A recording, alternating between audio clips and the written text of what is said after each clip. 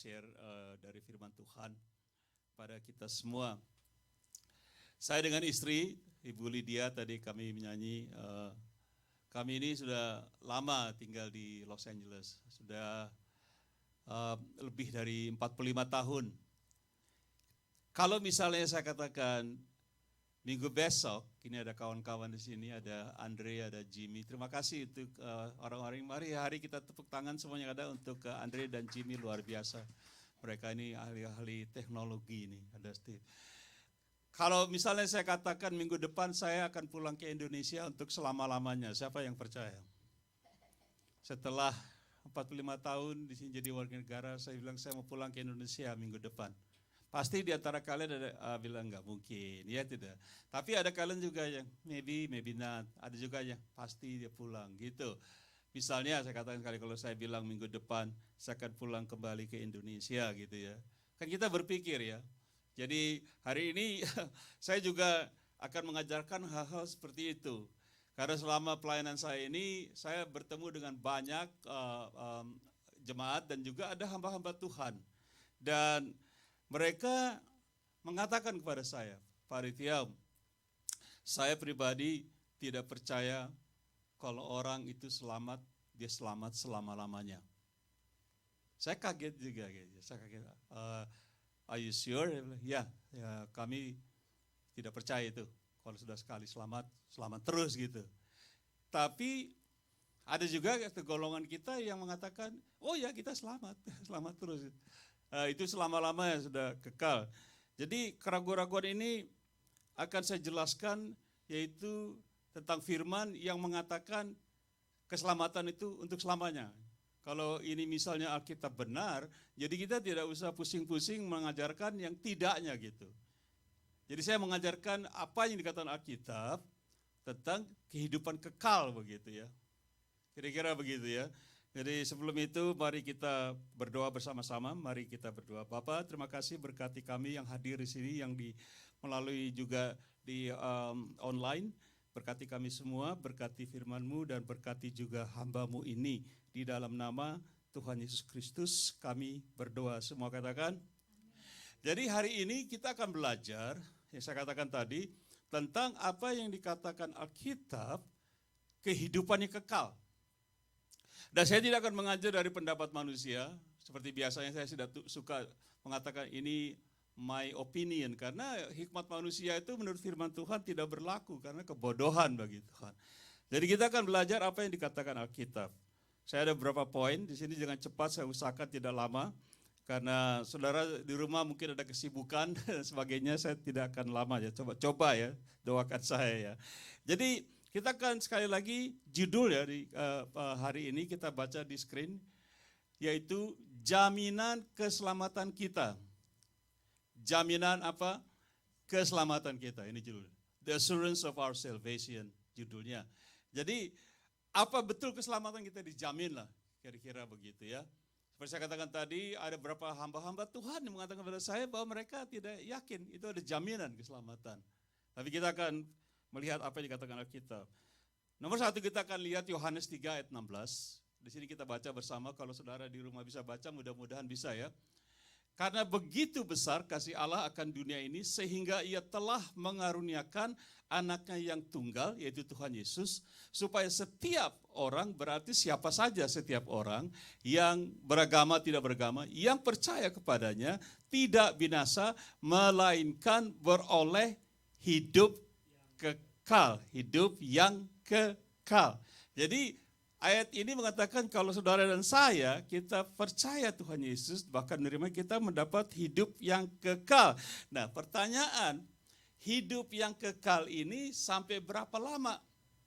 Nah ini menjadi pertanyaan. Ada orang mengatakan, wah mungkin enggak selamanya. Jadi saya jadi agak sedikit ingin mengetahui, saya cek kata-kata kekal di kamus ya. Saya suka buka kamus, atau eternal bahasa Inggrisnya. Saya buka kamus Inggris, kamus Indonesia. Ternyata kata eternal itu dalam kamus Indonesia artinya time without end. That's eternal. There's no end. There's no time limit. Kata eternally is forever. tidak dikontrol oleh time. An endless period of time. Itu selamanya. Jadi apalagi following after death, sesudah meninggal kita gitu, itu eternal menurut dictionary tidak ada, is timeless, is beyond time, not affected by time. Kata-kata eternal, the words eternal. Jadi kata kekal tidak bisa dibatasi dengan waktu. Kekal. Nah, dikatakan kita mendapat hidup yang kekal. Timeless. Kita akan fokus dengan kata kekal. Coba kita lihat kata-kata ini di Matius pasal 25 ayat 46. Dan mereka ini akan masuk ke tempat siksaan yang kekal, tetapi orang benar ke dalam hidup yang kekal. Nah, saya agak heran. Banyak orang percaya nanti di neraka kita siksaannya itu kekal. Mau tidak saudara disiksa tidak kekal, nanti boleh masuk surga, masuk neraka, masuk surga, masuk neraka, kira-kira begitu tidak? Setelah ini, kira-kira begitu tidak? Jadi kita bandingkan siksaan yang kekal dengan hidup yang kekal. Apa bedanya? Kalau kita mengatakan siksaan itu kekal, di api neraka ya nantinya, berarti yang ini juga kekal dong. Katanya sama. Kita tidak bisa membedakan jeruk dengan ini. Kata kekal dengan kata kekal tidak berbeda, Bapak Ibu, begitu kira-kira. Coba kita lihat 1 Timotius, sekali lagi. Dengan cepat, saya tidak akan lama. Kita relax saja Bapak Ibu di rumah ya, sambil ngopi-ngopi boleh. Tetapi justru karena itu ini Timotius 1:16. Ini Paulus berkata, tetapi justru karena itu aku dikasihani agar dalam diriku ini sebagai orang yang paling berdosa, Yesus Kristus menunjukkan seluruh kesabarannya. Dengan demikian aku menjadi contoh bagi mereka yang kemudian percaya kepadanya dan mendapat hidup yang kekal. Paulus mengatakan, aku percaya Kristus, aku mendapatkan hidup yang kekal. Nah, kita akan bandingkan dengan ayat berikutnya di 17. Tetapi, kita katakan, hormat dan kemuliaan sampai selama-lamanya bagi Raja segala zaman. Baca, Allah yang kekal, yang tak nafkah esa. Kita bandingkan dengan ayat 16 tadi, Paulus katakan, aku mendapat hidup yang kekal, dengan kata berikut sini, Allah yang kekal. Saya katakan tadi, kita membandingkan kata kekal di sini. Kalau kita katakan tadi Paulus, aku mendapat hidup yang kekal, itu tidak selamanya, berarti kata kekal di sini juga tidak selamanya, begitu, ngerti? Kalau kita hanya mengatakan kata kekal, berarti Allah ini tidak kekal selamanya. Betul? Mengerti? Kalau kita katakan, Paulus bilang aku mendapat hidup kekal, oh itu enggak selamanya, nanti sekali-kali enggak. Berarti Allah juga tidak kekal. Kata ini berbeda. Ternyata tidak ada bedanya, kalau Allah kita kekal, berarti kehidupan kekal itu sama kata-katanya. It's an endless time. Tidak terbatas. Siapa yang mengerti sampai sini? Ngerti? Ada yang bingung enggak apa-apa, saya ajarkan. Ini Alkitab yang mengatakan, bukan saya, maka saya katakan, dari Alkitab. Kita ke poin kedua. Poin kedua, aku, Yesus katakan, memberikan hidup yang kekal. Sekali lagi, kita mau fokus kata kekal, oke? Kita baca Yohanes 10 ayat 27 sampai 30. 1, 2, 3. Domba-dombaku mendengarkan suaraku dan aku mengenal mereka dan mereka mengikuti aku. 28. Baca ya sama-sama. Dan aku memberikan hidup yang kekal. Jadi ada skenario domba-domba ikut, Tuhan Yesus ngomong, mereka ikut saya, aku memberikan mereka hidup yang kekal. Ingat kata kekal, baca lagi. Kepada mereka, dan mereka apa kata? Pasti tidak akan binasa sampai how long? Aku kasih mereka hidup yang kekal, dan Tuhan Yesus katakan, dan pasti, saya tanya, kata pasti itu artinya apa? Berubah-ubah tidak? Nggak akan berubah, Pak. Pasti. Tuhan Yesus katakan, dan mereka pasti tidak akan binasa sampai selama-lamanya. How long? Dan seorang pun tidak akan merebut mereka dari tanganku. Next verse, 29. Bapakku yang memberikan mereka kepadaku lebih besar daripada siapapun, dan seorang pun tidak dapat merebut mereka dari tanganku. Next verse, 30. Aku dan Bapa adalah satu. Kita ada di tangan Tuhan Yesus dipegang seperti barang ini, tangan Tuhan Yesus pegang, tapi juga ada di tangan Bapa dipegang. Tiba-tiba Tuhan Yesus katakan, aku dan Bapa satu. Kita di sandwich di tangan Bapa dan Tuhan Yesus. Dan Tuhan Yesus katakan, siapa yang bisa keluarkan? Siapa yang bisa tarik mereka ini dari tanganku? Mau coba-coba? Siapa yang mau coba? Saudara mau coba tarik kita dari tangan Allah yang begitu kuat? Firman Tuhan mengatakan tidak ada yang bisa memisahkan kita dari kasih Kristus. Amin. Maut, kematian, masa datang, malaikat, tidak ada yang bisa melepaskan, tidak ada yang mampu melepaskan kita dari tangan Tuhan. Nah kira-kira waktu Tuhan Yesus katakan, aku memberikan mereka hidup yang kekal, kita bilang enak aja Tuhan Yesus, kok sembarangan ngomong. Mungkin ada orang pada saat itu berkata begitu ya, orang Farisi biasa, enak aja, kamu emang punya kuasa mau kasih orang hidup kekal. Kita buktikan apakah Tuhan Yesus punya kuasa. Matius 28, Tuhan Yesus katakan gini. Yesus mendekati mereka dan berkata, baca yang keras, kepadaku apa? Telah diberikan segala, katakan segala kuasa di sorga dan bumi. Dia diberikan kuasa di bumi dan di sorga, berarti kalau dibilang kamu selamat masuk sorga, dia ada kuasa, ya tidak? Karena sudah diberikan kepada dia, kalau dia bangkit. Sekali lagi, saya mau saudara mengerti bahwa Tuhan Yesus tidak pernah bohong. Karena firman Tuhan saya ngerti mengatakan tidak ada tipu keluar dari mulutnya. Tuhan Yesus tidak pernah mengatakan sesuatu itu dia main-main. Dia pura-pura aku cuma guyonan aja gitu. Enggak, tidak ada kesalahan dan dosa dari mulut Tuhan Yesus. Kalau dia katakan misalnya Jimmy, kamu ikut aku kasih kamu hidup yang kekal dan kamu tidak akan binasa sampai selama-lamanya. Kira-kira gimana? Selama-lamanya tidak? Selama-lamanya karena Tuhan Yesus yang ngomong. Kalau Faritiau sih mungkin, Faritiau bercanda aja, masa mau pulang ke Indonesia selamanya, nggak mungkin. Tuhan Yesus, Bapak Ibu, Tuhan Yesus. Saudara di rumah ya, Tuhan Yesus bukan saya yang ngomong, dia kasih kita hidup yang kekal, dan kita tidak akan binasa sampai selama-lamanya. Selama-lamanya, berapa lama? Tidak ada batas, endless time, seperti saya katakan tadi. Poin ketiga, saya sudah mau cepat saja. Menjadi bayi rohani, born again. Nah, ini juga kata-kata yang sangat sensitif. Saya ketemu hamba Tuhan, dia bilang, saya tidak perlu ada itu born again, lahir baru. Nggak perlu saya. Karena dari kandungan ibuku, aku sudah dipilih oleh Tuhan. Oke, bagus. Terus saya bilang juga, Daud juga bilang yang sama. Dari kandungan ibuku, aku sudah mau pilih aja yang mana. Daud bilang, dari kandungan ibuku aku sudah berdosa gitu. Dia bilang, Pak, saya tidak percaya soal itu. Tapi kita lihat aja ya. Coba kita baca Yohanes 3 ayat 3. Tuhan Yesus lagi ya ngomong. Yesus menjawab katanya, aku berkata kepadamu, ini Nikodemus ya. Sesungguhnya, berarti sesungguhnya Tuhan Yesus gak bercanda dong. Ya, sesungguhnya jika seorang tidak dilahirkan kembali, atau born again, ia tidak dapat melihat kerajaan Allah. Di mana kita bisa masuk ke dalam kerajaan Allah? Ayat 6. Apa yang dilahirkan dari daging adalah daging, yaitu manusia duniawi. Nanti kita lihat ayatnya.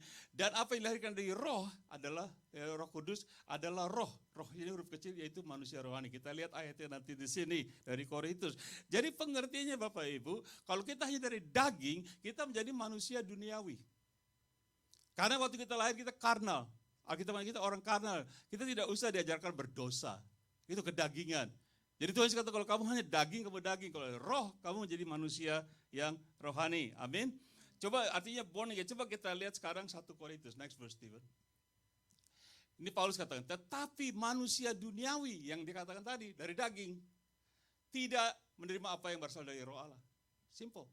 Tuhan Yesus katakan kalau kamu lahir dari daging, kamu adalah daging manusia duniawi. Karena hal itu baginya adalah satu kebodohan dan ia tidak dapat memahami sebab hal itu hanya dapat dinilai secara rohani. Kalau saudara mau menilai secara rohani, harus secara rohani. Next verse. Tetapi, apa saudara? Manusia rohani. See? Menilai segala sesuatu, tetapi tidak. Artinya Tuhan katakan kalau kamu lahirkan dari daging, kamu manusiawi. Manusia duniawi. Kalau kamu lahir lagi dalam roh, Roh Kudus, kamu menjadi manusia rohani. Ngerti? Amin. Jadi Tuhan Yesus kata kamu harus lahir baru. Menjadi bayi. Pertama Petrus pasal 2, next verse Steve. I'm gonna go really fast. Baca, Petrus katakan ini. Karena itu buanglah segala kejahatan, segala tipu muslihat dan segala macam kemunafikan, kedengkian, fitnah. Verse 2, baca sama-sama. Dan jadilah sama seperti bayi yang baru lahir, yang selalu ingin akan air susu yang murni dan yang rohani supaya olehnya kamu bertumbuh. Di sini dipakai kata, kalau kamu dilahirkan kembali, kamu menjadi seorang bayi rohani. Ada lahir daging, kita daging. Sekarang Yesus katakan kepada Nikodemus, kamu harus lahir dalam roh, menjadi manusia rohani, dan kamu harus menjadi seperti bayi. Saya dulu sama istri saya sering nyanyikan lagu tahun 73-an gitu ya. Lagu kami pelayanan di Indonesia. Harus menjadi bayi, harus menjadi bayi, harus menjadi bayi, pergi ke surga. Yesus berkata, itulah kira-kira lagunya. Saya nggak mau kata, tapi ayat 7-nya katakan gini. The next verse, Stephen.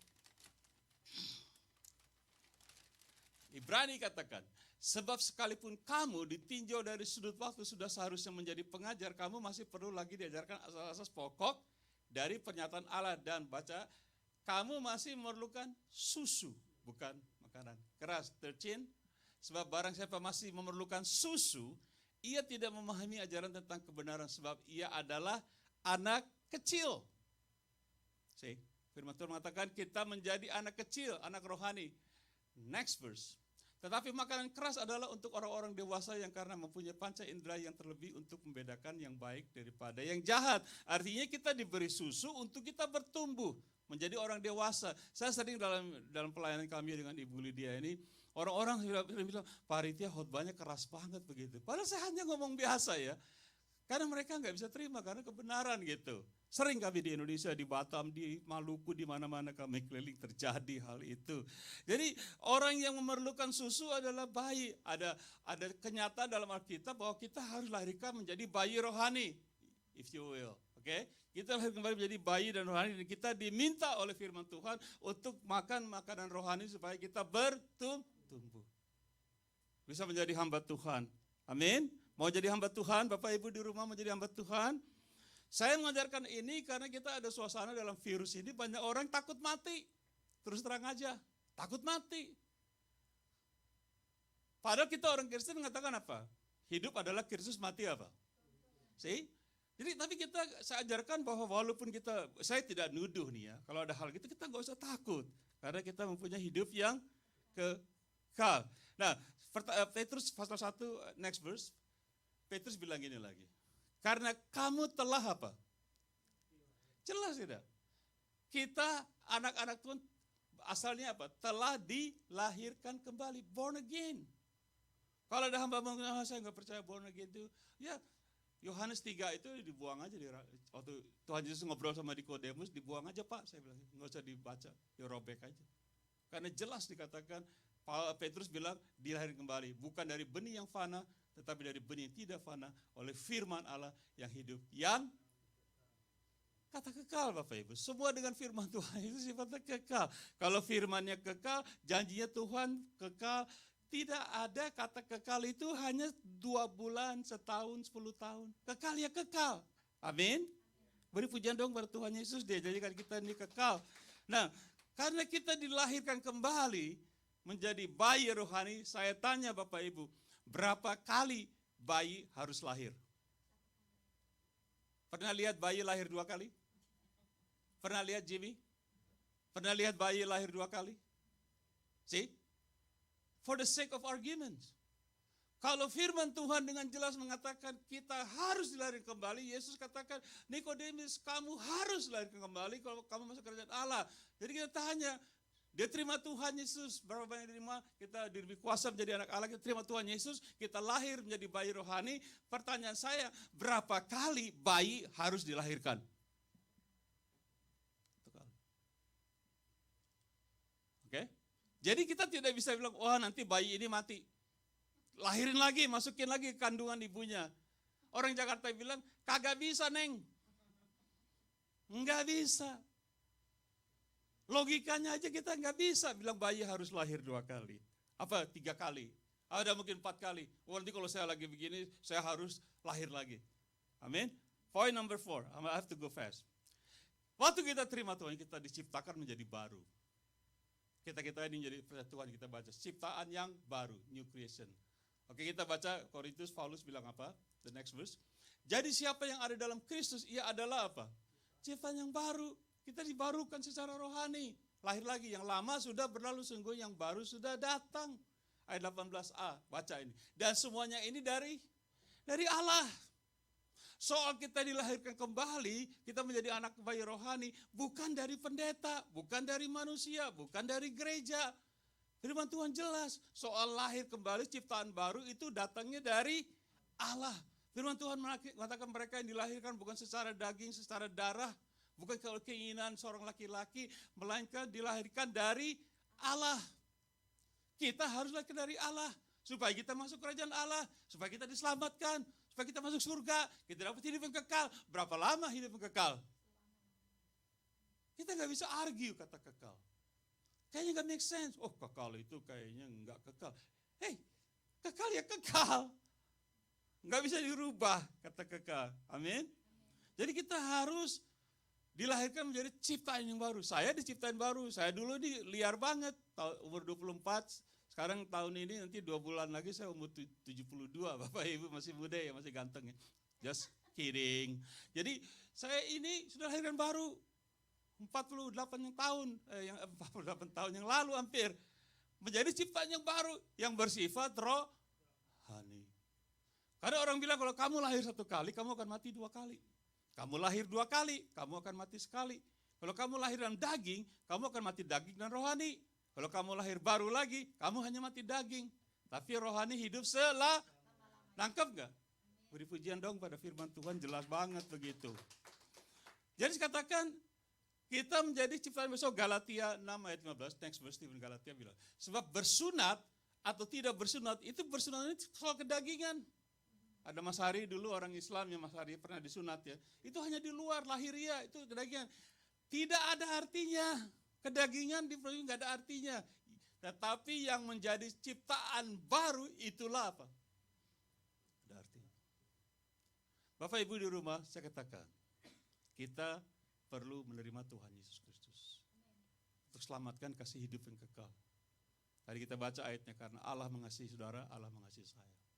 Diberikan anak Tuhan Yesus, apa yang percaya tidak binasa. Amin. Kita nggak jadi Kristen otomatis. Masuk gereja jadi Kristen.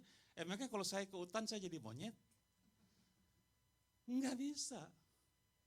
Apa kalau saya lahir di garasi saya jadi otomobil, jadi oplet? Angkot? Nggak bisa. Ada proses Bapak Ibu. Ada amin? Poin nomor 5, kita bisa selesai. Poin nomor 5 yaitu Tuhan Yesus ketok pintu kita membukanya. Mendengar suaraku, membuka pintu, aku masuk. Ini Tuhan Yesus, Wahyu, next verse Stephen.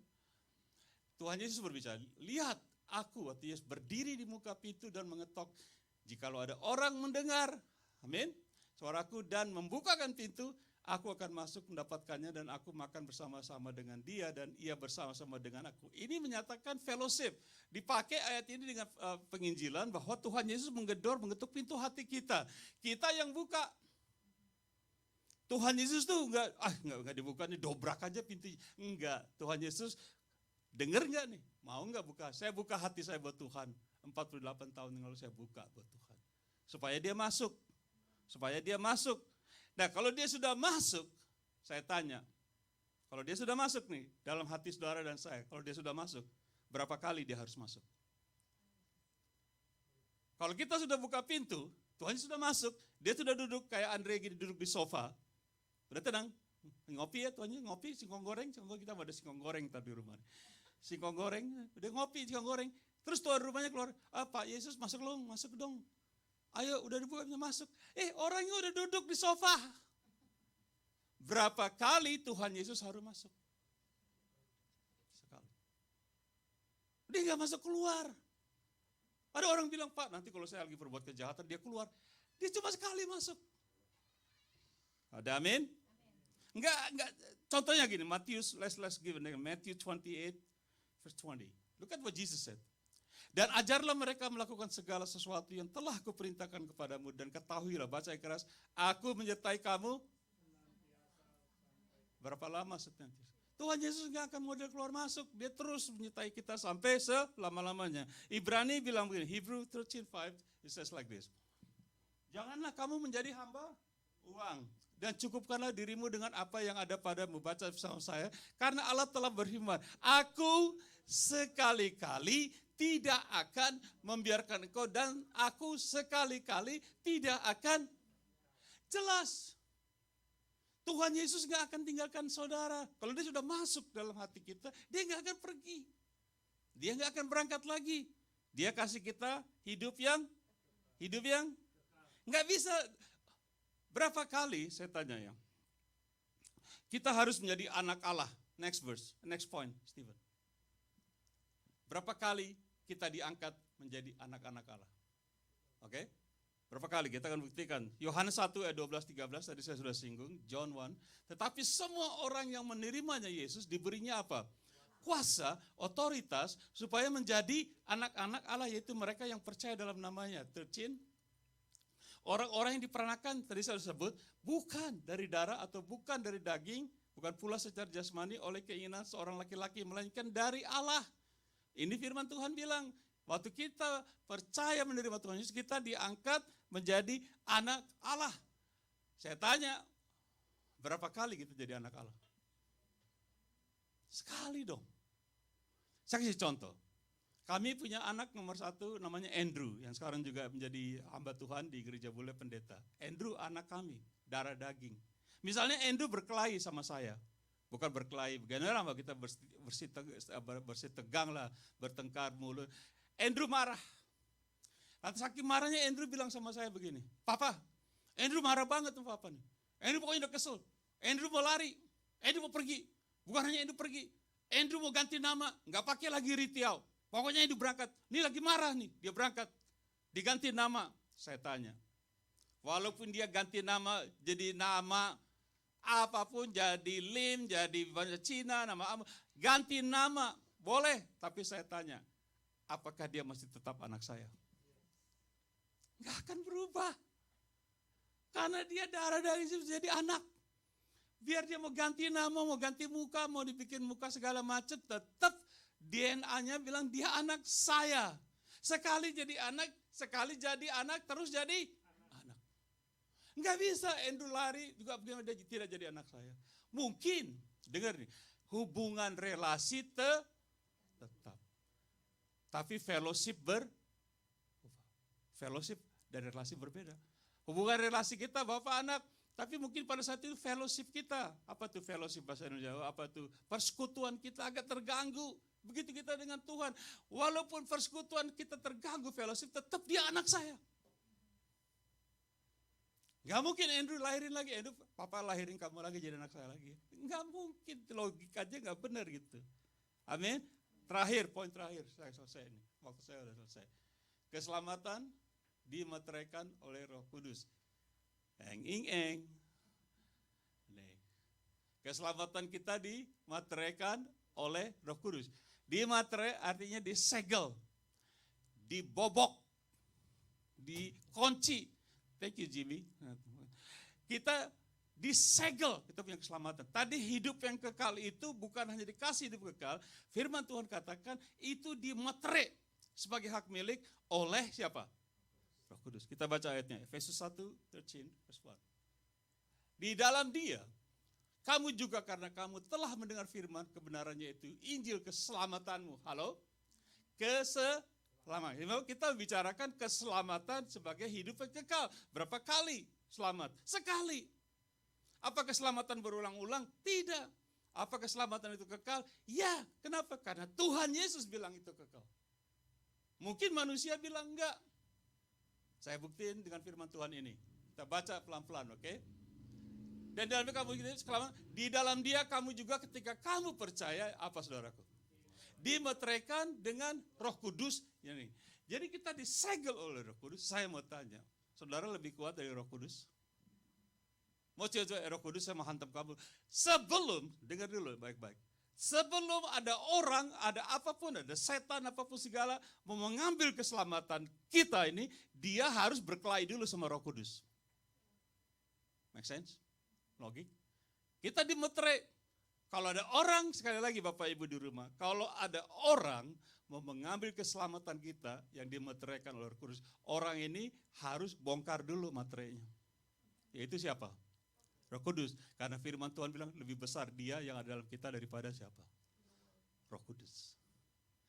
Kalau Anda dan saya berani mengatakannya, saya bisa kalahkan Roh Kudus. Go ahead, make my day. Go ahead, make my day. Amin. Nah kita baca Efesus 4. Ini 2 ayat lagi kita selesai. Tadi saya katakan dengan Andrew, ada fellowship yang terganggu. Ada orang mengatakan, Pak Ritya kalau saya lagi berbuat jahat, lagi berdosa, saya enggak selamat. Pernah dengar itu? Pernah dengar? Pernah dengar? Saya sering dengar itu. Ada satu denominasi yang mengatakan itu, kalau kita lagi enggak beres sama kita enggak selamat. Mati. Kita buktikan. Dikatakan nih, dan janganlah kamu mendukakan Roh Kudus Allah yang telah, Bapak baca, memeteraikan kamu menjelang hari penyelamatan. Dimeterai, sekali lagi Paulus. Next verse. Kenapa kita mendukakan roh? Segala kepahitan, kegeraman, kemarahan, pertikaian, dan fitnah, hendaklah apa? Dibuang dari antara kamu, demikian pula segala kejahatan. 32, read with me. 32. Tetapi hendaklah kamu ramah seorang terhadap yang lain, penuh kasih mesra, dan saling mengampuni, sebagaimana Allah dalam Kristus telah mengampuni kamu. Saya tanya, dari 3 ayat kita baca, ada tidak dikatakan bahwa kalau Roh Kudus bilang, kalau kamu marah, kamu ini segala, saya berangkat. Ada nggak ayatnya? Nggak ada. Nggak ada? Sekali lagi, dengan jelas. Di dalam ayat-ayat ini, saya tidak baca bahwa Roh Kudus mengancam kita waktu kita hidup dalam kepahitan, pertikaian, kemarahan dan sebagainya kita baca dalam kita kejahatan yang kita lakukan sebagai orang Kristen, sebagai anak Allah, tidak dikatakan Roh Kudus ngancam kita, saya akan berangkat. Tidak ada. Malah dia bilang hendaklah kamu berubah. Buang itu. Anda mesti buang. Buang. Petrus juga bilang buang kejahatan, penipuan, buang. Allah jijik dengan penipu.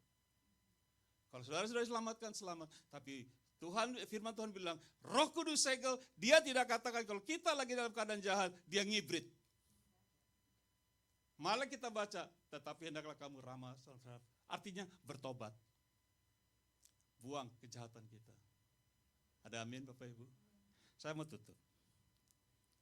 Saya sarankan sekali lagi sebelum saya berdoa, Bapak Ibu di rumah, saudara yang mungkin kurang sepakat dengan firman ini, saya sarankan, nggak usah baca Alkitab. Saya sarankan kalian buka kamus, cari kata kekal. Bahasa Inggris cari kata eternal. Baca. Apa artinya kata kekal dan apa artinya kata eternal. Kalau di situ katakan tidak selama-lamanya, boleh ini firman salah. Saudara cari di rumah kata itu. Nggak usah yang macam-macam lah. Saya nggak suka tuh ngajar teologi yang bingungin orang. Pakai bahasa ini, bahasa Indonesia aja. Kalau boleh bahasa Jakarta kali gitu. Nomor 1 sekali lagi. Saudara buka kamus. Apa di Google. Model sekarang semua main Google kan. Translate kata kekal atau eternal. Saudara lihat berapa lama itu. Yang kedua, saudara tanya dengan diri sendiri. Atau tanya Tuhan Yesus. Apakah dia pendusta? Amin. Saudara tanya Tuhan Yesus. Tuhan Yesus, apakah engkau seorang pendusta? Kalau Anda tidak membuktikan melalui firman Tuhan, atau Anda tidak bisa membuktikan bahwa Tuhan Yesus adalah pendusta, berarti dia benar. Amin. Sekali lagi, kalau Anda dan saya tidak bisa membuktikan kalau Tuhan Yesus adalah pendusta, berarti firman-Nya salah. Dia katakan, akulah jalan dan kebenaran dan hidup. Tidak ada satu orang pun. Artinya walaupun saudara beragama, tidak beragama, saudara wanita, laki-laki, saudara orang apapun, siapapun yang tidak melalui aku, dia tidak keluar. Ada amin Bapak Ibu? Saya berdoa supaya firman ini kita pegang dalam masa yang sulit ini. Kita tidak usah ketakutan, kita percaya kita menjadi anak Tuhan. Dan saya yakinkan saudara terima Tuhan Yesus. Saya akan berdoa, saudara buka hati buat Tuhan Yesus. Mungkin besok tidak ada kesempatan lagi. Firman Tuhan katakan, tidak ada di firman katakan besok kita masih bernapas. Tidak ada ayatnya. Tapi kalau kita dipanggil Tuhan, kita selamat. Mari kita berdoa. Saudara di rumah berdoa bersama saya. Tuhan Yesus, aku mengerti firman-Mu. Aku mau mendapatkan hidup yang kekal itu. Dan aku menerima Tuhan Yesus sebagai Tuhan dan Juru Selamatku. Dan Engkau akan memberikan aku yang hidup yang kekal. Dan pasti aku tidak binasa sampai selama-lamanya. Jikalau aku terus mengikut Engkau, bahkan menjadi hamba-Mu. Berkati kami sekali lagi, berkati firman-Mu Tuhan. Berkati hamba-Mu. Di dalam nama Tuhan Yesus Kristus. Semua kita katakan, amin.